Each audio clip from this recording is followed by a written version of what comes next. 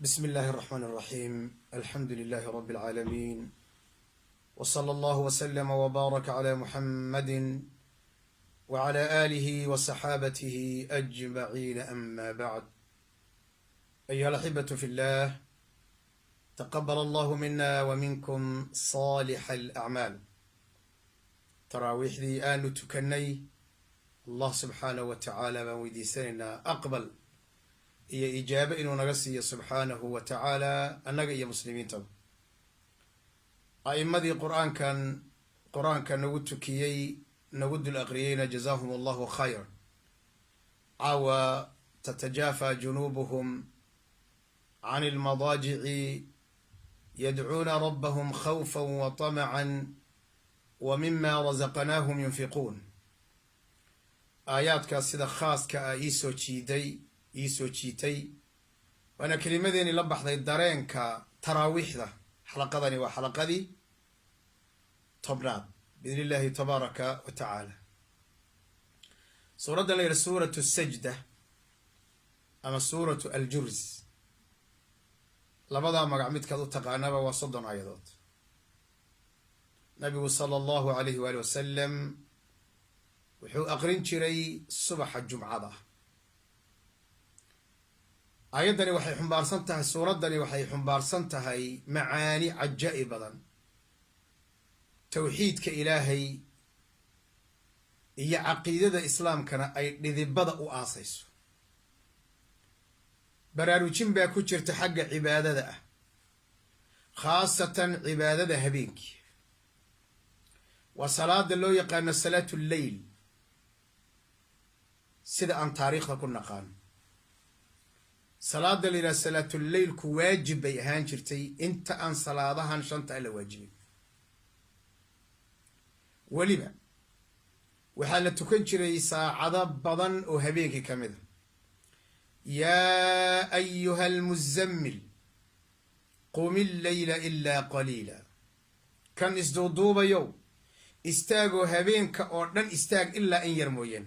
qum illeyla ilaa qaliila nisfahu aw inqus minhu qaliila aw zid calayhi. habeenkii ama kala badh xagga u dhaaf ama in yar ka soka mari. saacado aada u badan baa la tukan jiray, 1 sano oo kaamila.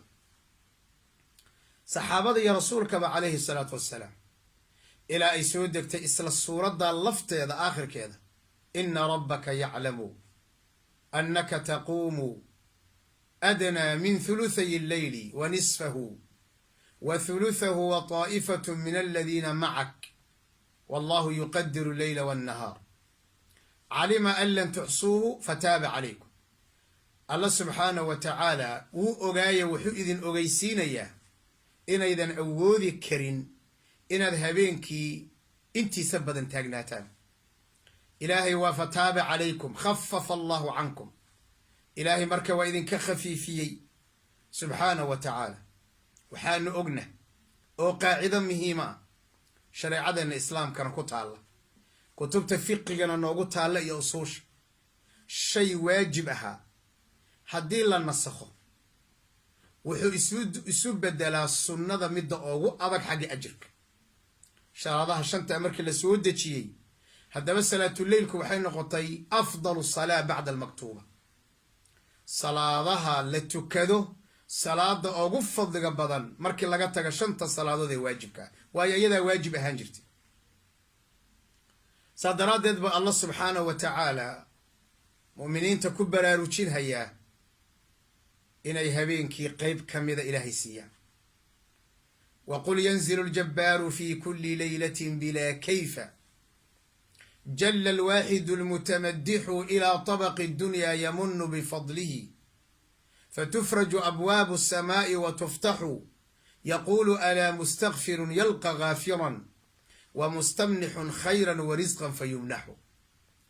رب العزة جل جلاله هبين الله كانوا حين يبقى ثلث الليل الأخير يو الله وحودها انتو سودقيتان أصدق كوهبون وأن كيفية ذا أقون حقيقة أهان سوء الشيكتيئة وانا عقيدة معتقد كأهل السنة والجماعة إن سيدا لقو دايو sifaadka noocaas oo kale ah ilaahay qaabku wax u sheegtay inaan loo diidin lagana bedelin laakiin aan kayfiyadeeda la garanaynin yanzilu rabbuna rabbigaya ayaa soo dega kulla laylatin ila asamaa'i dunya ilaa samadan dhow si u soo dega ma naqaan wuxuu leeyahay yaquulu alaa mustakfir war yaa dembi dhaaf raba war yaa xaaje iyo dan raba walidaalika ayaa jariir bni cabdillaahi albajali abu hurayra iyo axaadiista waa axaadiis mutawaatira wey oo nabiga ka sugnaaday sala allahu alay wasalam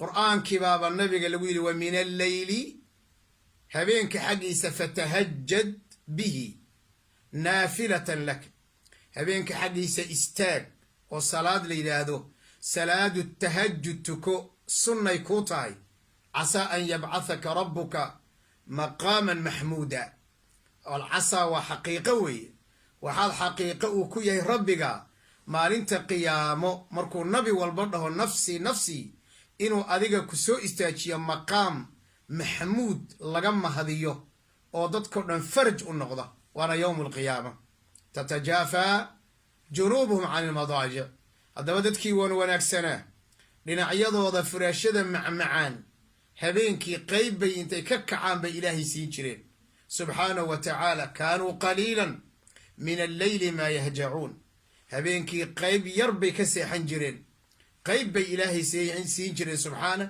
wa bilasxaari hum yastakfiruun bal salaatuleylku waa da'bu saalixiin waa dadkii wan wanaagsanaa astaamaha iyo calaamadaha lagu yaqaanay inay habeenkii ay soo kacaan oo ilaahay ay qayb siiyaan subxaanahu wa tacaala maxaa nooga baahi badan amar qaadashada alleh inaanu ku dadaalno maxaa nooga baahi badan inaan sunnooyinka nabi moxamed aan dabaqno calayhi asalaatu wassalaam maxaa nooga baahi badan inaan siiradii nabiga aanu waddadeedii marra calayhi asalaatu wassalaam xataa nabigu ehelkiisuu toosin jiray kaana ayqada ahlahu mararka qaarkood wuxuu dhihi jiray ayqiduu sawaaxiba alxujuraat war haweenka jiijiifa toosiya fa rubba kaasiyatin fi dunya caariyatin fi laakhira badanaa gabadh adduunyada dhar qabta aakharasa imaanaysa iyadoo qaawan bimacnaa nicmada ilaahay ha lagu shukriyo oo ha la istaago